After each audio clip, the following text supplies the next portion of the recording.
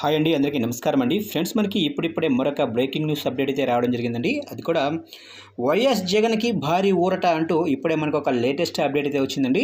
అయితే ఇందుకు సంబంధించిన పూర్తి వివరాలు అయితే మన వీడియోలో తెలుసుకుందామండి. ఆ భారీ ఊరట ఏంటనేది వీడియో మాత్రం ఎక్కడా స్కిప్ చేయకుండా చూడండి ఫ్రెండ్స్. అప్పుడు మనకి పూర్తి సమాచారం అయితే తెలుస్తుంది. ఇక ముఖ్యంగా వీడియో నచ్చితే లైక్ చేయండి ఫ్రెండ్స్. ఇక లేట్ చేయకుండా టైప్ క్లిక్కి వెళ్ళిపోదాము. ఇక ఆంధ్రప్రదేశ్ రాష్ట్రంలో అధికారం కోల్పోయిన తర్వాత జగన్మోహన్ రెడ్డికి అనేక కష్టాలు ఎదురవుతున్న సంగతి తెలిసిందే. ఈ నేపథ్యంలో ఒడిశా మాజీ ముఖ్యమంత్రి నవీన్ పట్నాయక్ రూపంలో కాస్త ఊరట కలిగించేలా కనిపిస్తుంది.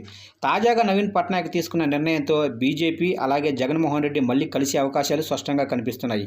అదేంటి, కూటమితో ప్రధానమంత్రి నరేంద్ర మోడీ పొత్తు పెట్టుకున్నాడు కదా, ఇప్పుడు జగన్మోహన్ రెడ్డిని కలవటం ఏంటని అనుకుంటున్నారా? అయితే రాజకీయాల్లో శాశ్వత శత్రువులు ఉండరు, అలాగే శాశ్వత మిత్రులు కూడా ఉండరు. అలా చాలా సందర్భాల్లో రుజువయ్యాయి. అయితే ఇప్పుడు జగన్ అలాగనే ప్రధాని నరేంద్ర మోడీ విషయంలో కూడా అదే జరగబోతుంది. గత కొన్ని రోజులుగా బీజేపీకి సపోర్టుగా ఉన్న నవీన్ పట్నాయక్ను తొక్కేసింది మోడీ గ్యాంగ్. అంతేకాదు 24 సంవత్సరాలుగా ముఖ్యమంత్రిగా ఉన్న నవీన్ పట్నాయక్ స్థావరాన్ని కూడా కూల్చేసింది.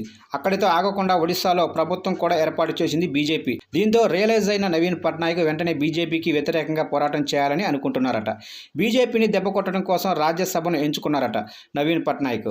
ఇక ప్రస్తుతం 9 రాజ్యసభ స్థానాలు నవీన్ పట్నాయక్ ఉన్నాయి. అయితే బీజేపీకి కేవలం 11 మాత్రమే ఉన్నాయి. వాళ్ళు ఏ బిల్లు ఆమోదింప చేసుకోవాలనుకున్నా నవీన్ పట్నాయక్ అవసరం ఉంటుంది.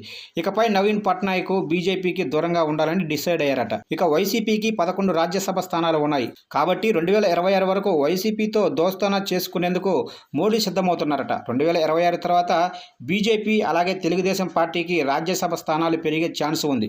దీంతో అప్పటి వరకు వైసీపీని ఇబ్బంది పెట్టకుండా వారితో కలయికగా ఉండాలని అనుకుంటున్నారట.